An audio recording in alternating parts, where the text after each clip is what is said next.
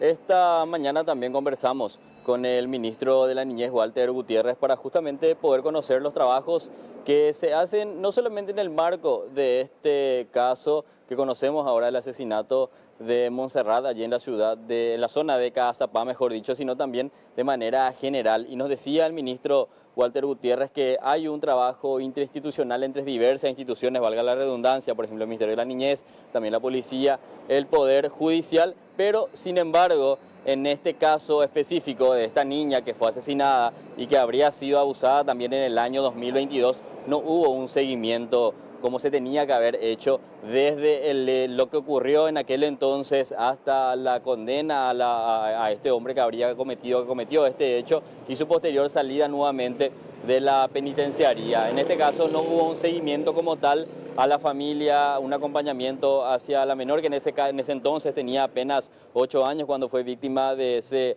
abuso, y en ese sentido decía también el ministro que fallan algunas cuestiones en este trabajo que se está haciendo, más que nada también relacionado a lo que es la justicia y al control a estas personas que no deberían acercarse a las víctimas de abuso sexual y mucho más aún cuando estamos hablando de niños, niñas y adolescentes. Por ello también proponía esta mañana el ministro de la Niñez y dijo que iba a estar conversando sobre ese punto con el ministro Riera de la posibilidad de que estas tobilleras electrónicas que están a disposición del Ministerio Público, que están guardadas en un depósito, sean utilizados y se dé un enfoque específicamente a los depredadores sexuales para que no puedan acercarse a las víctimas y más aún cuando estamos hablando, reitero, de niños, niñas y adolescentes. Escuchemos lo que mencionaba en esta primera parte el ministro de la Niñez y la Adolescencia, Walter Gutiérrez, respecto a lo que no se hizo en su momento para proteger a Montserrat y también lo que se pretende hacer ahora, luego de ya ocurrido este triste y lamentable hecho.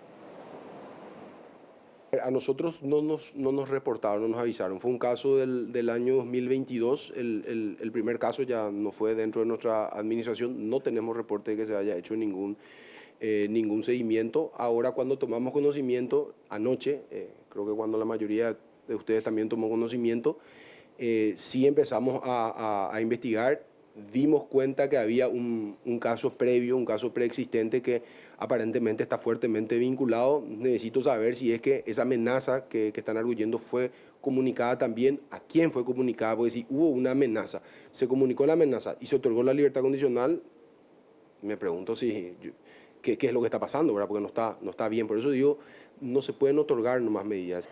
Hablaba con el ministro Enrique Riera, hay 1000 tobilleras electrónicas disponibles a solicitud del Ministerio Público y cuando un juzgado ordene, estábamos previsto tener a la vuelta del ministro Riera una misión oficial, justamente reunión con los ministros de Corte y de la Fiscalía General del Estado para que se empiecen a utilizar las tobilleras que tenemos a disposición. Y uno de los puntos que queremos abordar es que se pueda dar respecto a las personas que cometan hechos punibles graves, que atenten contra la vida, contra la autonomía sexual de niños y niñas, entre otras aristas.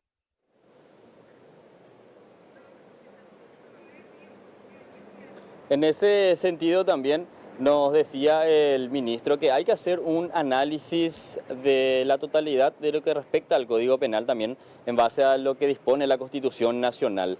Hablaba, por ejemplo, o ponía como ejemplo el ministro Gutiérrez de una legislación específicamente que existe en España de condenas permanentes, en este caso sobre personas que cometen este tipo de hechos como abusos sexuales en niños, niñas y adolescentes o en general, en donde los condenados tienen una condena permanente. No es una cadena perpetua, sino una condena permanente. Al cumplir, por ejemplo, lo que se estipula 25-30 años, se analiza si es que esta persona está apta para ser reinsertada en la sociedad. Se hace un análisis, nuevamente nos decía el ministro, de una manera más general, un análisis psicológico, un análisis de varios aspectos para ver si es que la persona, el depredador sexual, el abusador, tiene capacidades para reinsertarse en la sociedad y si es que no cumple esos parámetros, se continúa preso a pesar de haber ya cumplido esa condena. Esa es otra propuesta también que mencionaba el ministro de la Niñez, decía, no todos son aptos para la reinserción sexual y más aún cuando tienen que ver con casos de abusos en niñas, niños y también en adolescentes. Escuchemos entonces también en esta segunda parte lo que mencionaba el ministro de la Niñez, Walter Gutiérrez, respecto a este planteamiento que hacía él de modificar el Código Penal y que los abusadores sexuales no salgan más de las cárceles. El abusador, como decía, un depredador sexual, lo definiste muy bien. Y no quiero condenar a nadie, pero es muy difícil que se produzca la reinserción. Es una patología, otra vez soy muy cuidadoso en decir una patología para no decir no tienen reprochabilidad penal por una condición mental. No, no es así, pero tiene en su ser una cuestión que difícilmente pueda reconducir. No lo digo yo en este espacio, lo dicen diferentes estudios científicos nacionales, internacionales. Tendríamos que analizar la brecha que da nuestra Constitución Nacional para poder pensar en la prisión permanente revisable.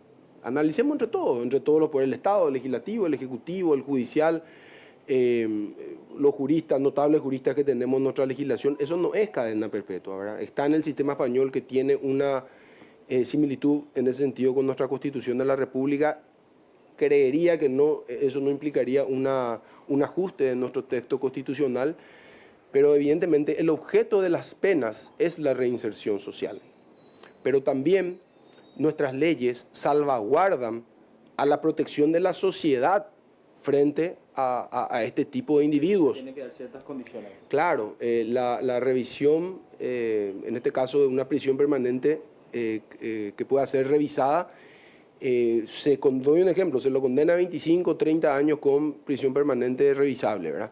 Eso significa que a los 25 o 30 años no es que opera el cómputo de la condena y automáticamente sale en libertad, sino que se haga unos estudios profundos, técnicos, periciales, psicológicos, psiquiátricos, para evaluar si realmente esa persona está apta para ser reinsertada a la sociedad. Y si no, se hacen revisiones periódicas. Y si es apta, si cumplió la pena, su objetivo, que es la reinserción social, pues bien, que sea reinsertada socialmente, porque también la ley tiene que proteger a la sociedad de este tipo de criminales.